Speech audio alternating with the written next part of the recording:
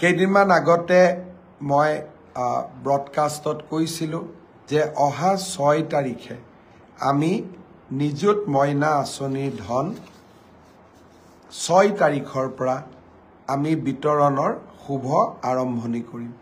মই আজি পুনৰ দোহাৰিছোঁ যে অহা 6 তাৰিখে প্ৰত্যেকটো বিধানসভা সমষ্টিত অনুষ্ঠিত হ'বলগীয়া এখন সুন্দৰ সভাৰ মাজেৰে আমি নিযুত মইনা আঁচনিৰ শুভা আৰম্ভণি কৰিম।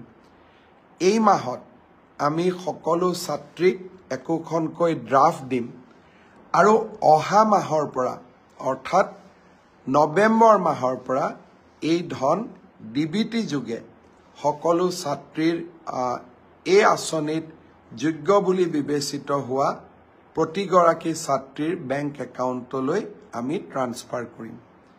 আৰু কোনোবা ছাত্ৰী যদি ভুলত বাদ পৰি যায় আপোনালোকে মোক জনাব, মই তৎকালীনভাৱে ব্যৱস্থা ল'ম।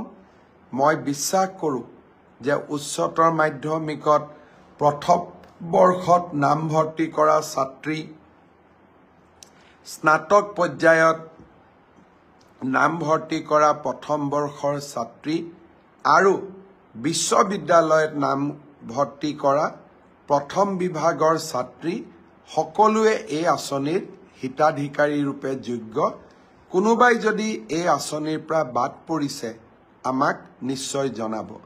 অৱশ্যে সেল্ফ ফাইনেন্স কোৰ্চত পঢ়া ছাত্ৰীসকল এই আঁচনি পোৱাৰ বাবে যোগ্য হ'বনে নাই তাৰ বিষয়ে শিক্ষা বিভাগত মন্থন চলি আছে।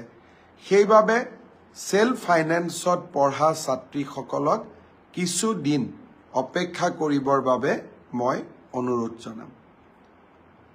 শাৰদীয় দুৰ্গা পূজাও আহি আছে।